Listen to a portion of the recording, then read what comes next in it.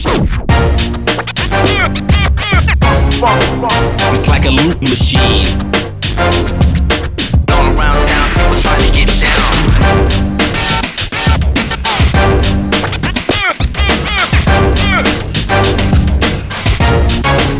It's like a loop machine.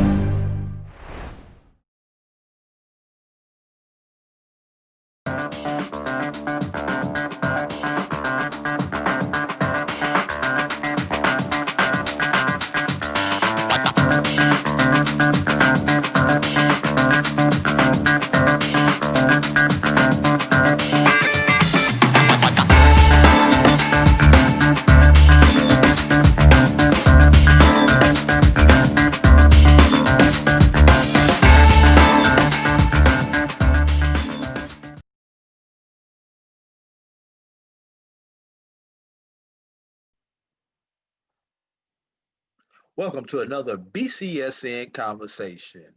We're continuing with our preseason basketball previews. Joining us today from Jacksonville, Florida, home of the Tigers of Edward Waters, Coach Fred Summers, head men's basketball coach. Uh, coach Fredrick Summers is in his third season overall at Edward Waters College. Last year, the Tigers finished 13 and 14, 7-7 in the GCAC, which was a fourth place finish. Coach Summers, how you doing today? How's the family, and most importantly, how's everything going on campus, Coach? Man, I'm doing good, man. The family's good. Everybody trying to stay safe, and as far as things on campus, everything's going fine right now, man. We're just trying to make sure we keep everybody safe and follow the protocols, necessary protocols for us to have a season. All right. In your third season there in Jacksonville, you've got your entire coaching staff back this year. What does that mean to have that stability, especially during this time of instability with COVID and everything else going on? To have that, just to have those guys around you for a second consecutive season. Man, it feels good, man. Having those guys, guys that I can trust. That if something were to happen, I know the program is in good hands. I've been working with these guys for a long time, so they know what I expect and the things I want, and they champion the same message that I'm championing. So having them guys on the sideline is a plus. All right, got a veteran squad coming back, but before we talk about those players coming back, let's talk about some of those key players that you lost off of last year's team. First, combo guard. He primarily played the two for you, but he was a combo guard. Anthony Young, who was a three-point specialist for you guys. Chris OAKLEY, who I've been happening to follow. He's going on to do some big things post his college career, and DeJuan Bass, who was kind of Mr. Everything for you. Yeah. Talk about the impact those guys, first of all, made for you last year and how they will be missed this year. Okay. I'll start with Anthony Young first. Anthony, of course, started at the 2-4s, shooting guard, and I mean, you just can't have enough shooting, That's a young man that he was a gym rat. If he shot 10 times, you can pretty much expect him to make at least between 6 and 7 of those 10 shots. He just was. I mean, he was a great kid all around. It just he will sorely be missed. His shooting will be missed. His attitude and work ethic will be missed. Moving on from him to DeJuan Bass. DeJuan, like you said, Mr. Everything. DeJuan was probably our best all-around player, best post player. He played hard. He just did so many different things for us, and he played so many positions within the offense. And like I said, we got him the ball off the dribble, and we posted him up. He rebounded. He defended the other team's tallest post player. I remember at one point he was guarding Suno 7-footer last year, and it didn't bother him. He would take on any challenge, and So, you know, that's tough to replace. You know, that heart, that grit, that you just have to go and look for other kids that's just like it or better. You know, with Chris Oakley, the heart and soul of the team. I mean, just hands down, he was our glue guy. He was one of our toughest defenders. He just, I mean, his leadership, his just, I mean, just everything. When he, as he went, we went. That was the type of kid he was for us. And you know, Chris Oakley has gone on to coaching high school basketball now, and we wish him success and much luck in that. And we're going to continue to support him and follow his career. So that means you got a recruiting pipeline for the future. Exactly. Already, Coach. Exactly. Yeah. Great.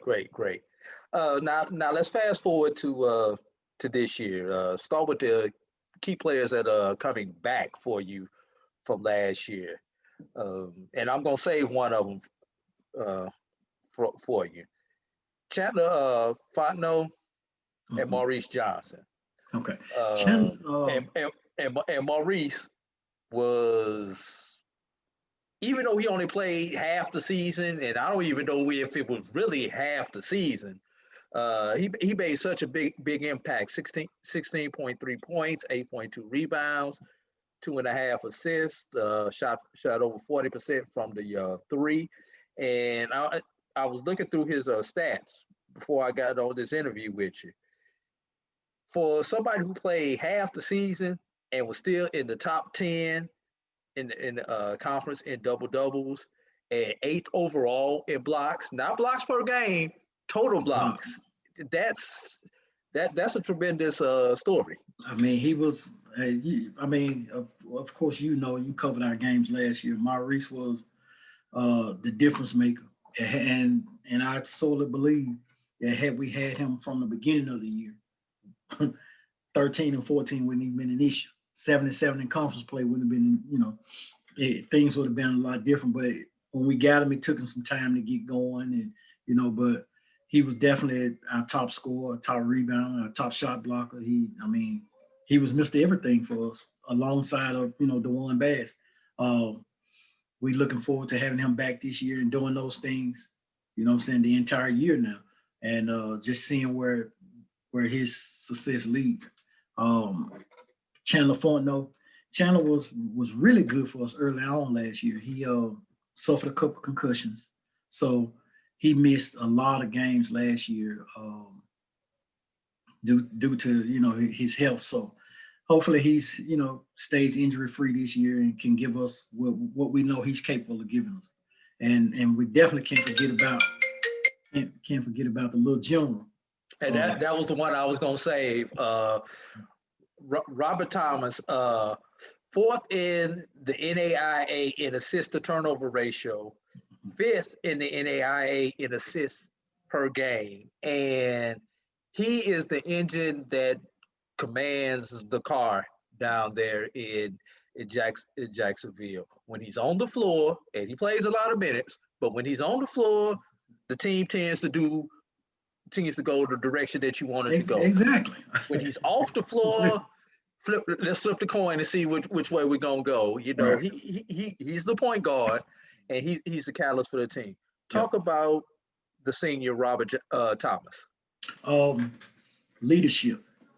You know, on the court, that young man is just, I mean, I can give him the keys and sit down. And, you know, he's gonna make sure everybody's where they're supposed to be. He's gonna defend. Doesn't score a whole lot of points, but he can score. And that's one of the things we've been working on this year, is getting him to the point to where, hey, we got to have you scoring the basketball soon. And not just when teams are leaving you open. You know, he's a young man. I don't have to worry about turning the basketball over. You pretty much got to tackle him or knock him down for him to turn the ball over.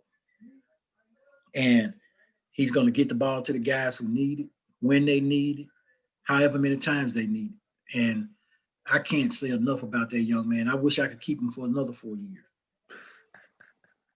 And then she got some master programs, and they all of a sudden come up with some new eligibility requirements. Right. You know, exactly. This is going to be the last one for him. Yeah. Well, no, he actually has another year, because they came out. They get him another year. Oh yeah, that's right. This year doesn't count for uh, players. And Right. since you brought that up, let's talk about that. How does that how does that play into things, knowing that kids who choose to stay around because some of them will take will pursue their professional careers, some Mhm. of them will stay in school, and especially Edward Waters not having graduate programs at this point in time. How does that kind of affect everything for you coming up into the future? Well, it's right now we're trying to gauge where we are with that, and at the moment, everybody has decided that they want to return. So honestly, it's not going to affect us because, like I said, I love my team. I love where we are. You know, the new guys, the new pieces we've added with those guys. So I would love to have them for another year. The second thing is it's going to hurt. You know, the junior college guys and the high school kids because before all of this we were expecting to offer 4 or 5 scholarships. Now we won't be able to offer those 4 or 5 scholarships because if those guys return, we're gonna pay for pay for You're their gonna take care of them first. gonna take care of them first. So it's I don't look at it as a bad thing. You know, I look at it as a good thing. Give me a check, give me another year with the guys, give them an opportunity to learn us for a year. And hopefully next year when if things are back to normal, we rocking and rolling. Yeah. Speaking of newcomers and recruiting, got some new blood in the purple and orange this year. Couple of key newcomers: Anthony Fitzpatrick from Compton, California. Mhm. Um, how do you pronounce his first name, Coach? Mr. Hall. The one you said Okay, that's Hall, you said Hall. Hall. Yeah, Oh, Hari. I'm Hari. sorry. Okay, Yeah. Hari Hall from a local kid from Jacksonville, Florida, and Hmm. Felix Hayes coming in from Mississippi. So talk about those and talk about anything else that you got coming into the mix for the 2020-21 season. Yeah, we those 3 guys. I'll start with Hari first. You know, being a Jacksonville native, Hari went to James Madison out of high school. Things things didn't work out. He wanted to pursue a professional career in music, and that didn't work out for him. So now he decided to continue playing. You know, playing ball, continue his education. Um, Har is a big 6'7" physical specimen, man. Plays the plays inside and out, can shoot the basketball, can do multiple things. And we're expecting a lot out of Hari. So hopefully, if Lord's willing and everybody stay injury free, he would at the end of the season be one of the top players in the conference. Um, Anthony Fitzpatrick, another kid that's big physical kid, 6'4", 6'5", inside out player that rebounds the ball very well, brings a lot of toughness to the team. So um, those 2 guys, we're looking for all conference performances out of both of them. Got a good group of young kids that will play a little bit here and there this year. Um, to be honest with you, not expecting them to have breakout years, but in the event that they do, we'll welcome that as well. But one of those young men is Bryson Wu out of Macon, Georgia. Bryson was all-region player 2 years, his junior and senior year of high school. That South Georgia region is very tough, and that young That's where I man, live at, so I know. yeah, that young man can really go. Um, then we got another young man, Caleb Edwards, 2-time freshman, not freshman, but 2-time player of the year out of Tennessee. And to be honest with you, what's key about this young man is he's done it in 2 different regions of Tennessee. He did it in he won it player of the year 1 year in Chattanooga. Then his senior year, he won it in Knoxville. And the young man, I mean, he's a gamer. He's one of those kids that when you see him in practice, you get a glimpse of it, but when you watch him in the game, totally different ball player. And I can see, and not only was it in 2 different regions in Tennessee, 2 different divisions. So he did it in the lower division, then went up to a higher division and won Player of the Year. So we're looking for big things from those guys in the future. So I'm really excited about this team. They work hard daily. These guys, you know, they put their hard hats on and bring it, man. And I think with this class, we've addressed every issue that we thought we had last year coming into this season. Speaking of last year, and I respectfully say this, you know, a lot of inconsistency, but a lot of that inconsistency was due to injuries, players not being eligible at the beginning of the season, you know, different things along that line. But the one thing that your team did well was defend, and top 10 in the NAIA in steals. But steals are not everything. You know, defense is more than stealing the ball. Exactly. So kind of talk about some of the goals for improvement that you're going to have from last season to this season. The number one goal is rebounding. One of our goals is we want to lead the country in offensive rebound. And we think that you really can't be a really good defensive team unless you can rebound the basketball very well. We want, like I said, we want to take advantage of, you know, the offensive rebound, and we've addressed some of that with some of the keys that we brought in that we think can do those things.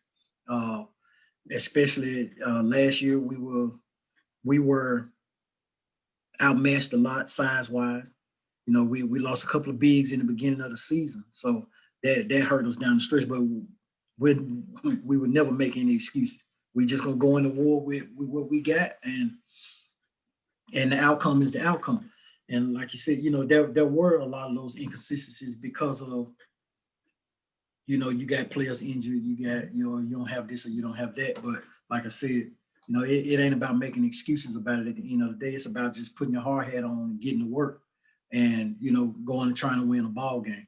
And I think we did a really good job with being able to do that without having any bigs for the bulk of the year. And but that's one of the things we want to improve on this year in that area. And we're gonna press a little bit more this year because, you know, didn't have the bench to do so last year. So we'll do it a little bit more this year. All right.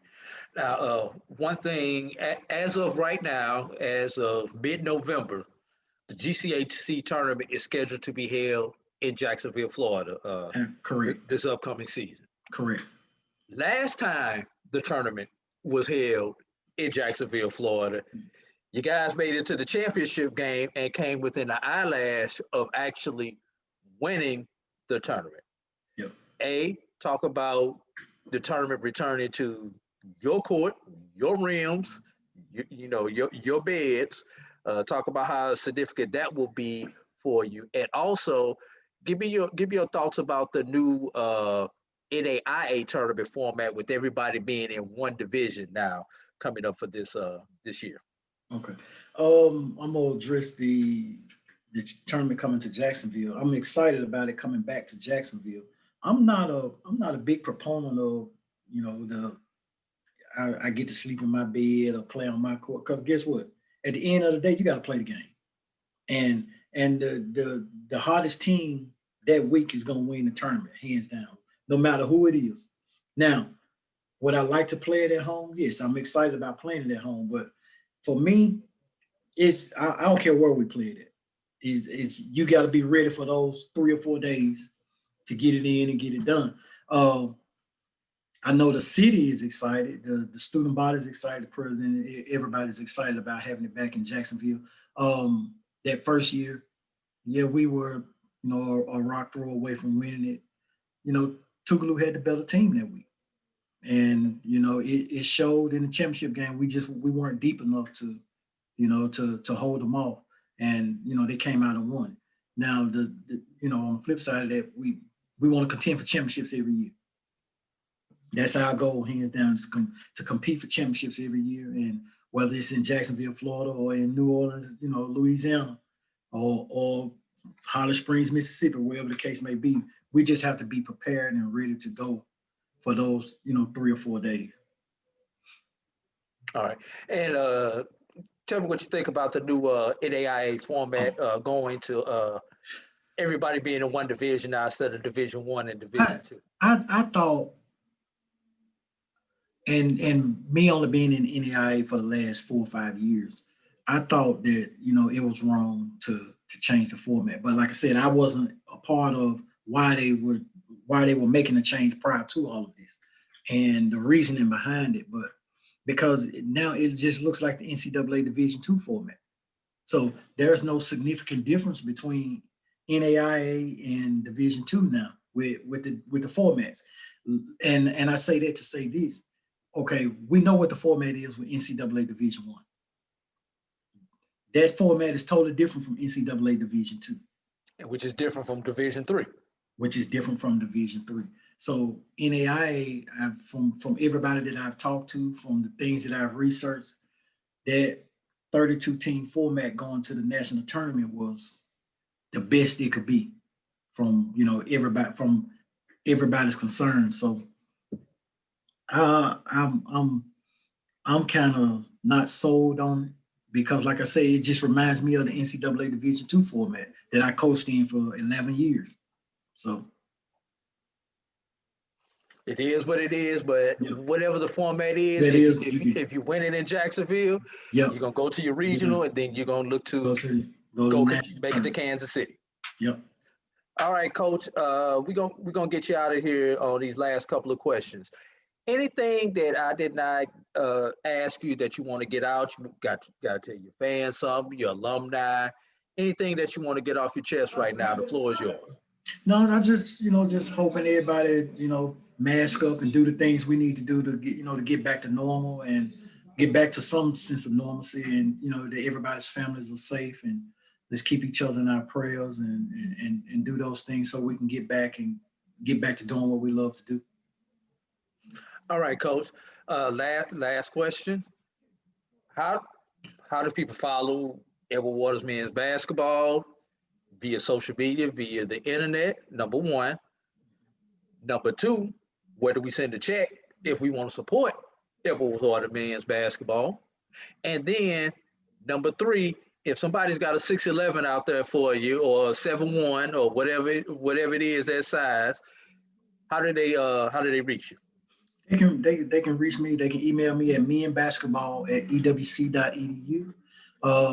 You can always go to the website, and there's a recruit questionnaire on the website that comes directly to our email. So you can contact us that way at ewctigerpride.com and reach out to us. And we try our best to respond to everybody that may reach out. Social media, you can go to Edward Waters Men's Basketball, at Edward Waters Men's Basketball on Twitter. On Instagram, it's at Edward Waters Men's Basketball. Edward Waters Athletics on Twitter. Instagram, I'm sorry. All right. Gotcha. Well, Coach Summers, we appreciate you reaching out to us, helping us with this interview as we continue on our preseason basketball forecasting. And hopefully we look forward to seeing you guys on the Black College Sports Network a few times this season also. Yes, sir. And I appreciate you guys for having us and having me, and thank you guys for all your support. All right. So for Edward Waters men's basketball coach Fred Summers, this is AD Drew, and we'll have another interview for you coming up on tomorrow.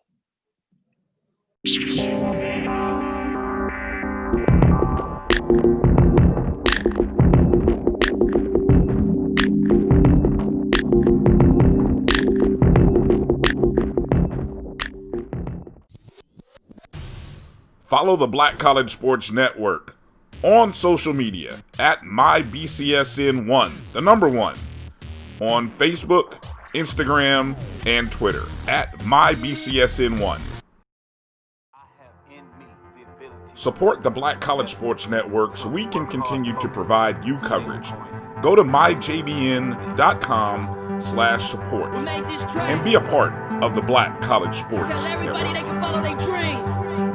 And knew the street was hurting, but I done bandaged her up. Now I got too sick with it, now we done found us an abrupt sound. Look, I be tearing the speakers up and we shaking the whole ground. Found pros in this profession, we calling that profound. Studio in every city, I'm calling that yo town. Some of these words that I'm using make me wanna throw down, but I got humbled in my veins and learned to tone it down. Major league when I'm pitching, I'm needing the pitches, man. Shake the room with my powers and knocking the pitches down. Trying to teach you business first and put your pitches down.